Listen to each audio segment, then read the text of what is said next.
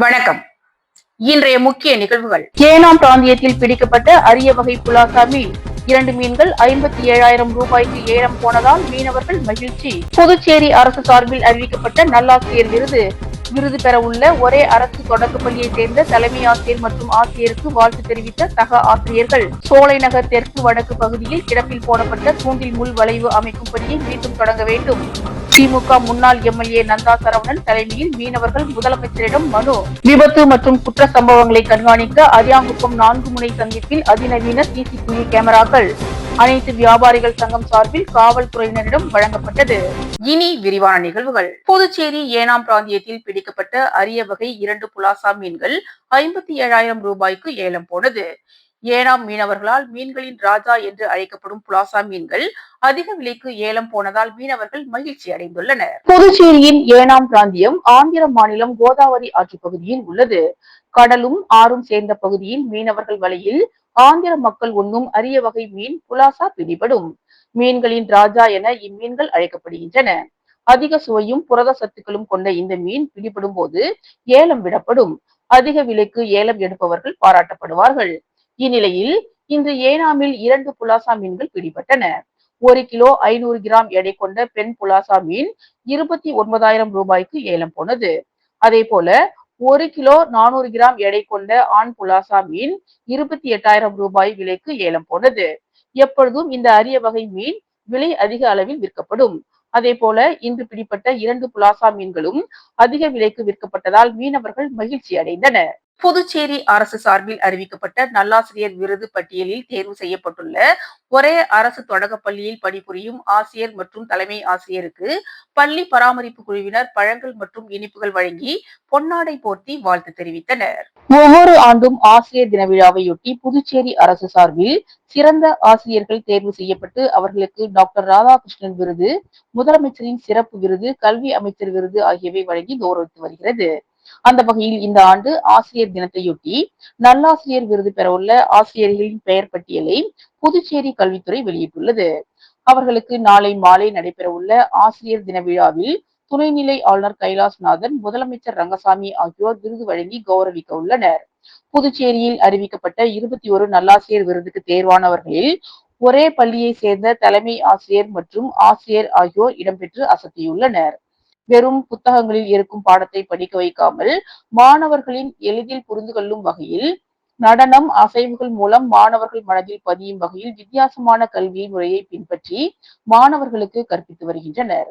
இது மட்டுமல்லாமல் தான் பணிபுரியும் பள்ளி உள்கட்டமைப்பு வசதிகளை தங்களது சொந்த நிதி மற்றும் மற்ற தொழிற்சாலைகள் உதவியோடு தனியார் பள்ளிக்கு நிகராக புனரமைத்து அழகுபடுத்தி மாணவர்களின் கல்வி தரத்தை உயர்த்தி வருகின்றனர். நல்லாசிரியர் விருது பெற உள்ள ஒரே பள்ளியை சேர்ந்த தலைமை ஆசிரியர் மற்றும் ஆசிரியருக்கு பள்ளி பராமரிப்பு குழு தலைவர் நாகராஜன் மற்றும் அந்த பள்ளியில் பணிபுரியும் சக ஆசிரியர்கள் வாழைப்பழம், பழ வகைகள், இனிப்புகள் வழங்கியும் சால்வை அணிவித்தும் வாழ்த்து தெரிவித்தனர். நல்லாசிரியர் விருது பெற உள்ள தட்டாஞ்சாவடி அரசு தொடக்கப்பள்ளி ஆசிரியர் நித்யா கூறுகையில், மாணவர்களுக்கு புத்தகங்களை பார்த்து பாடத்தை புகட்டாமல் பாடல் மூலமாகவும் நடனம் மூலமாகவும் சைகைகள் மூலமாக பாடம் நடத்துவதால் மாணவர்கள் எளிதில் புரிந்து கொண்டு படிப்பதாகவும், தான் தேர்ந்தெடுத்த ஆசிரியர் பணியை கொண்டு மாணவர்களுக்கு கல்வியை தரமாக கொடுக்க தொடர்ந்து பாடுபட்டு வருவதாகவும் கூறினார். மேலும் தனது சொந்த நிதி மற்றும் என்ஜிஓ ஆகியவற்றின் உதவியோடு பள்ளி உள்கட்டமைப்பு வசதிகளை மேம்படுத்தி வருவதாக மகிழ்ச்சியுடன் கூறுகிறார். இந்த விருது கிடைத்தது மிகவும் மகிழ்ச்சி அளிப்பதாகவும் தெரிவித்தார். இதே பள்ளியில் மற்றொரு விருது பெறும் தலைமை ஆசிரியர் தீபா கூறுகையில், இந்த ஆசிரியர் பணியில் சுமார் 30 ஆண்டுகளாக பணியாற்றி வருவதாகவும், 15 ஆண்டுகளாக தலைமை ஆசிரியராக பதவி உயர்வு பெற்று பல்வேறு அரசு பள்ளியில் பணிபுரிந்து அந்த பள்ளிகளின் உள்கட்டமைப்பு மாணவர்களுக்கு தரமான கல்வியை கொடுத்துள்ளதாகவும், தன்னிடம் படித்த மாணவர்கள் அனைவரும் உயர் பதவிகளில் உள்ளதாக பெருமையுடன் தெரிவித்த அவர், ஏற்கனவே நல்லாசிரியர் விருதுக்கு விண்ணப்பித்து கிடைக்கவில்லை என்றும், ஆனால் தற்போது கிடைத்துள்ளது மிகவும் மகிழ்ச்சி அளிப்பதாகவும், இத்தனை ஆண்டுகள் தனது ஆசிரியர் பணிக்கு கிடைத்த பரிசு என கூறி உணர்ச்சியில் ஆனந்த கண்ணீர் விட்டார். இதுவரை தனக்கு உறுதுணையாக இருந்த ஆசிரியர்கள், மாணவர்கள், தனது குடும்பத்தினருக்கு நன்றியை தெரிவித்தார். மேலும் தனது சொந்த நிதி மற்றும் பல்வேறு தொழிற்சாலைகள் மற்றும் தன்னிடம் பணிபுரிந்த மாணவர்களின் நிதி உதவியோடு பள்ளியில் உள்கட்டமைப்பு தனியார் பள்ளிக்கு நிகராக தரம் உயர்த்தி மாணவர்களுக்கு நல்ல கல்வியை கொடுத்து வருவதாக கூறினார். 1995ல நான் ஆசிரியர் பணிக்காக தேர்வு செய்யப்பட்டு ஆசிரியர் பொறுப்பை ஏற்றுக்கிட்டேன். என்னுடைய டோட்டல் சர்வீஸ் பார்த்தீங்கன்னா 30 வருஷம். இந்த 30 வருஷத்துல நான் ஆசிரியராக இருந்தது 15 வருஷம், 18 வருஷம் இருந்தேன். அதுக்கப்புறம் ஹெச்எம் ப்ரமோஷன் கிடச்சி ஒரு 5 வருஷமாக நான் இப்போ ஹெச்எம்மாக இருக்கேன். ப்ரமோஷன் ஆகி சேதராப்பட் ஸ்கூலில் ஹெச்எம்மாக போனேன். அதுக்கப்புறம் இப்போ நான் தட்டாஞ்சாவடி பிரைமரி கவர்மெண்ட் ஸ்கூலில் நான் ஒரு ஹெச்எம்மாக பணிபுரிஞ்சுன்னு இருக்கேன். இப்போ இந்த அவார்டு வாங்குறதுக்கு முன்னாடி நான் நிறைய அவார்டெல்லாம் நான் வாங்கி. வணக்கம், என் பேர் நித்யா. நான் தொடக்கப்பள்ளி ஆசிரியராக கவர்மெண்ட் பிரைமரி ஸ்கூல் தட்டாஞ்சாவடியில் ஒர்க் பண்ணிகிட்ருக்கேன். என்னோட பணியாண்டு காலம் 17 வருடங்கள். இந்த டாக்டர் ராதாகிருஷ்ணன் அவார்டு வாங்கினது நான் ரொம்ப பெருமையாக ஃபீல் பண்ணுறேன். இதை நான் இந்த நன்றியை எப்படி தெரிவிக்கிறதுனே தெரியல. ஃபஸ்ட்டு என்னோட ஸ்டூடெண்ட்ஸ்க்கு, என்னை நம்பி அவங்களோட குழந்தைங்களை அனுப்பின பேரண்ட்ஸ்க்கு, என்னோட ஹெச்எம்ஸ், டீச்சர்ஸ், என்னோட ஃபேமிலி, ஃப்ரெண்ட்ஸ், இந்த கல்வித்துறை எல்லாருக்குமே என்னோட மனமார்ந்த நன்றியை நான் தெரிவிச்சுக்கிறேன். அவார்டுன்றது ஒரு மகுடமாக இருக்கிறதுன்றதை விட இப்போ எனக்கு அது ஒரு கூடுதல் ரெஸ்பான்சிபிலிட்டியாக இருக்குது. எந்த அளவுக்கு இந்த அவார்டை நான் ஏற்றுக்கிறேன்னா, நம்ம தினமும் வரோம், பாடம் நடத்துகிறோம், ஒரு குழந்தைய வழி நடத்துகிறோம். இது எல்லாத்தையும் தாண்டி இந்த சமூக பணியில் எவ்வளோ என்னோட கடமை இன்னும் நிறையா இருக்குது, இன்னும் நிறைய செய்ய வேண்டிய விஷயங்கள் நிறையா இருக்குன்றத என்னோட பொறுப்பை நான் உண்மையிலே இன்னைக்கு நிறையாவே உணர்ந்துக்கிட்டேன். கண்டிப்பாக இந்த அவார்டுக்கான ஒரு ஜஸ்டிஃபிகேஷன் நான் நிறையா பண்ணியிருக்கேன். இதை இன்னும் என்னோட பணி இன்னும் சிறந்து என்னை பார்த்து இன்னும் நிறைய டீச்சர்ஸ் இதே மாதிரி வரணும். நான் ஒரு சாதாரண குடும்பத்தை சேர்ந்து வந்தவங்க தான். ரொம்ப பெரிய ஒரு சக்ஸஸ்ஃபுல்லான ஸ்டூடெண்ட்லாம் கிடையாது, ஒரு நார்மலாக படித்த ஸ்டூடெண்ட் தான். ஆனால் இன்னைக்கு ஒரு டீச்சருன்னும் போது என்னை ஒரு முழு மனிதனாக என்னை மாற்றிருக்கு இந்த பணி. என்னை போல இன்னும் என்னோட ஸ்டூடெண்ட்ஸும் இந்த சமூகத்தில் ஒரு பொறுப்புள்ள ஒரு இந்திய குடிமகனாக இருக்கணுன்றது தான் என்னோட லட்சியம். என்னோட கூட சக ஊழியர்கள், மற்ற ஆசிரியர்களும் என்னை பார்த்துட்டு ஒரு சாதாரண டீச்சரால் இவ்வளோ செய்ய முடியும், இவ்வளோ அச்சீவ் பண்ண முடியும்னா கண்டிப்பாக அவங்களாலையும் செய்ய முடியும் அப்படின்ற ஒரு ஊக்கத்தை என் மூலியமா அவங்களுக்கு போய் சேரணும்ன்ட்டு நான் எதிர்பார்க்குறேன். நன்றி. புதுச்சேரி முத்தியால்பேட்டை சோலை நகர் தெற்கு வடக்கு பகுதியில் கிடப்பில் போடப்பட்டுள்ள தூண்டில் முள் வளைவு அமைக்கும் பணியினை மீண்டும் தொடங்கி மீனவர்களின் வாழ்வாதாரத்தை பாதுகாக்க வேண்டும் என திமுக முன்னாள் எம்எல்ஏ நந்தா சரவணன் முதலமைச்சர் ரங்கசாமியிடம் மனு அளித்தார். புதுச்சேரி முத்தியால்பேட்டை தொகுதி சோலை நகர் வடக்கு தெற்கு பகுதிகளில் தூண்டில் முள் வளைவு அமைக்க வலியுறுத்தி திமுக முன்னாள் சட்டமன்ற உறுப்பினர் நந்தா சரவணன் மீனவர்களுடன் சென்று முதலமைச்சர் ரங்கசாமியை சட்டசபையில் நேரில் சந்தித்து மனு அளித்தார். அந்த மனுவில் புதுச்சேரி முத்தியால்பேட்டை தொகுதிக்கு உட்பட்ட சோலை நகர் வடக்கு தெற்கு கடற்கரை பகுதியில் கடந்த ஆட்சி காலத்தில் 2008ஆம் ஆண்டு சுமார் 8,75,00,000 ரூபாய் மதிப்பீட்டில் தூண்டில் முள் வளைவு அமைக்கும் பணி தொடங்கி வைக்கப்பட்டதாகவும், ஆனால் எதிர்பாராத விதமாக தமிழக எல்லை பகுதியில் உள்ள ஒரு சில அமைப்புகள் நீதிமன்றத்தை நாடியதால் பணி தடைப்பட்டு தூண்டில் முள் வளைவு அமைக்கும் பணி கிடப்பில் போடப்பட்டது என்றும், இந்த நிலையில் மீண்டும் தமிழகம் மற்றும் புதுச்சேரி கடற்பகுதிகளில் தூண்டில் முள் வளைவு அமைக்கும் பணி நடைபெற்று வருவதாகவும், ஆனால் முத்தியால்பேட்டை சோலை நகர் வடக்கு தெற்கு கடலோர பகுதியில் தூண்டில் முள் அமைக்கும் பணி கிடப்பிலே உள்ளதாகவும், இதனால் மீனவர்கள் கடுமையான பாதிப்பிற்கு ஆளாகி தொடர்ந்து ஏற்பட்டு வரும் கடல் அரிப்புகளால் மீனவர்கள் பெரும் சேதங்களை சந்தித்து வருகின்றனர் என்றும், எனவே மீனவர்களின் துயரை துடைக்கும் வகையில் சோலை நகர் தெற்கு வடக்கு பகுதி கடற்கரையில் கிடப்பில் போடப்பட்ட தூண்டில் முள் வளைவு மீண்டும் தொடங்கி மீனவர்களின் பாதுகாப்பை உறுதிப்படுத்த வேண்டும் என முத்தியால்பேட்டை தொகுதி திராவிட முன்னேற்ற கழக கட்சி சார்பாக சோலை நகர் வடக்கு தெற்கு மீனவ பொதுமக்களுடன் சேர்ந்து முதலமைச்சரிடம் கோரிக்கை மனு வைக்கப்பட்டுள்ளது.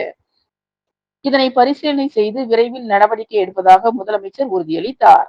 நிகழ்ச்சியில் சோலை நகர் தெற்கு பகுதி பஞ்சாயத்தாரும் வடக்கு தெரு மீனவ மக்களும் மற்றும் திராவிட முன்னேற்ற கழக நிர்வாகிகளும் கலந்து கொண்டனர். மணவெளி தொகுதி புதுக்குப்பம் கிராமத்தில் வீரன் கோவில் வீதிக்கு புதிய சிமெண்ட் சாலை அமைக்கும் பணிகளை சட்டப்பேரவைத் தலைவர் செல்வம் பூஜை செய்து தொடங்கி வைத்தார். புதுச்சேரி மாநிலம் மணவெளி தொகுதிக்கு உட்பட்ட புதுக்குப்பத்தில் சட்டப்பேரவைத் தலைவர் செல்வம் அவர்கள் சீரிய முயற்சி எடுத்து தனது சட்டமன்ற தொகுதி மேம்பாட்டு நிதியில் இருந்து மணவெளி தொகுதியில் உள்ள புதுக்குப்பம் கிராமத்தில் உள்ள வீரன் கோவில் வீதிக்கு புதிய சிமெண்ட் சாலை அமைக்கும் பணிக்காக 8 லட்சம் ரூபாய் மதிப்பில் அரியாங்குப்பம் கொம்யூன் பஞ்சாயத்து மூலம் புதுக்குப்பம் கிராமத்தில் பூமி பூஜை தொகுதியின் சட்டமன்ற உறுப்பினரும் சபாநாயகருமான செல்வம் முன்னிலையில் நடைபெற்றது. இந்த நிகழ்ச்சியில் அரியாங்குப்பம் கொம்யூன் பஞ்சாயத்து ஆணையர் ரமேஷ், இளநிலை பொறியாளர் சரஸ்வதி மற்றும் புதுக்குப்பம் கிராம பஞ்சாயத்தார், தொகுதி முக்கிய பிரமுகர்கள் மற்றும் பெண்கள் உள்ளிட்ட பொதுமக்கள் கலந்து கொண்டனர். MAS சுப்பிரமணியனின் 5ஆம் ஆண்டு நினைவு தினத்தையொட்டி மரப்பாலம் சந்திப்பில் அவரது திருவுருவ படத்திற்கு மலர் தூவி மரியாதை செய்யப்பட்டு பொதுமக்களுக்கு அன்னதானம் வழங்கப்பட்டது. மறைந்த முன்னாள் சட்டமன்ற உறுப்பினர் MAS சுப்பிரமணியன் 5ஆம் ஆண்டு நினைவு தினம் MAS அறக்கட்டளை மற்றும் MAS குடும்பத்தினர் சார்பில் இன்று அனுசரிக்கப்பட்டது.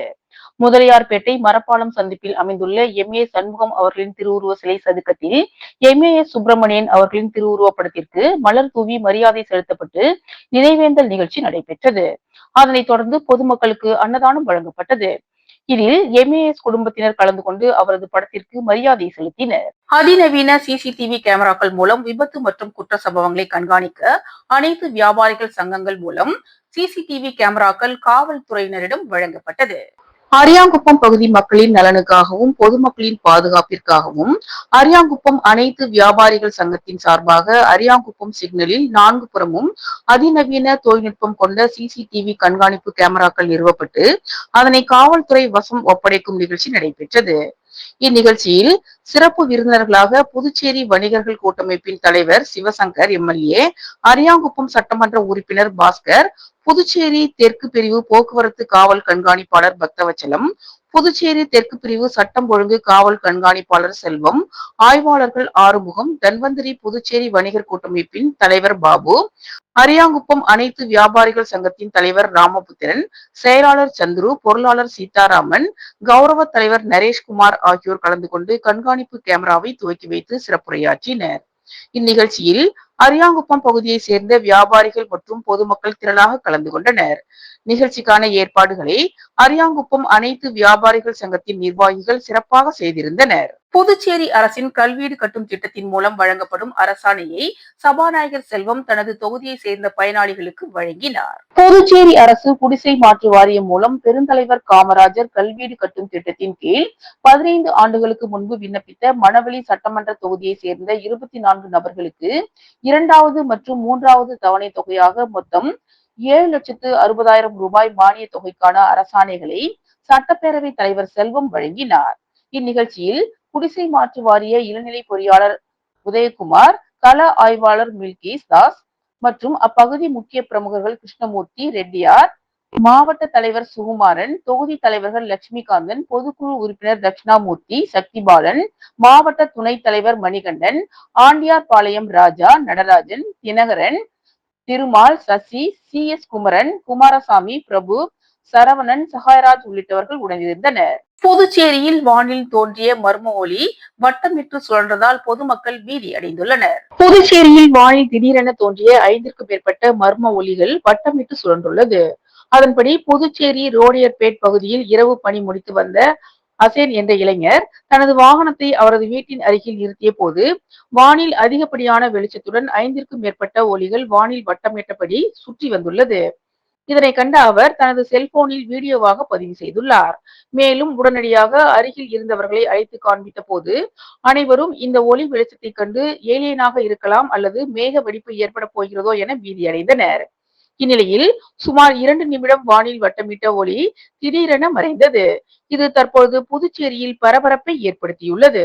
புதுச்சேரி தமிழ் உரிமை இயக்கம் சார்பில் காவல்துறை இயக்குநரை சந்தித்து புகார் மனு அளிக்கப்பட்டது. புதுச்சேரி அரசின் சட்டம் மற்றும் ஆணைகளை மதிக்காமல் அமுதசுரபி மருந்து கடை பெயர் பலகையை ஆங்கிலத்தில் அமைத்தும் அமுதசுரபி ஊழியர்களை தூண்டிவிட்டு பொதுமக்கள் மற்றும் நோயாளிகளுக்கு பெருத்த இன்னலை ஏற்படுத்தியும் தமிழ் உரிமை இயக்கத்தின் பொறுப்பாளர்கள் மீது அவதூறுகளை பரப்பியும் நிர்மாப்போடு நடந்து கொண்ட அமுதசுரபி மேலாண் இயக்குனர் ஐயப்பன் மற்றும் இணை மேலாண் இயக்குனர் சுரேஷ் ஆகியோர் மீது துறை ரீதியான நடவடிக்கை மற்றும் சட்ட ரீதியான குற்றவியல் நடவடிக்கை எடுக்க வலியுறுத்தி கூட்டுறவுத்துறை செயலாளர் மற்றும் காவல்துறை இயக்குனர் ஆகியோரிடம் தமிழ் உரிமை இயக்கத்தின் சார்பில் தலைவர் பாவாணன் தலைமையில் புகார் மடல்கள் அளிக்கப்பட்டன. அப்போது பொதுச் செயலாளர் மங்கையர் செல்வன், பொருளாளர் சுகுமாரன், நெறியாளர் பேராசிரியர் முனைவர் இளங்கோ, துணை பொதுச் செயலாளர் ஆறு செல்வன், அமைப்பு செயலாளர் தீனா, மாநில செயலாளர் தீந்தமிழன் மற்றும் ஐயப்பன் உள்ளிட்டோர் உடனிருந்தனர். இத்துடன் இன்றைய நிகழ்வுகள் நிறைவடைந்தன. வணக்கம்.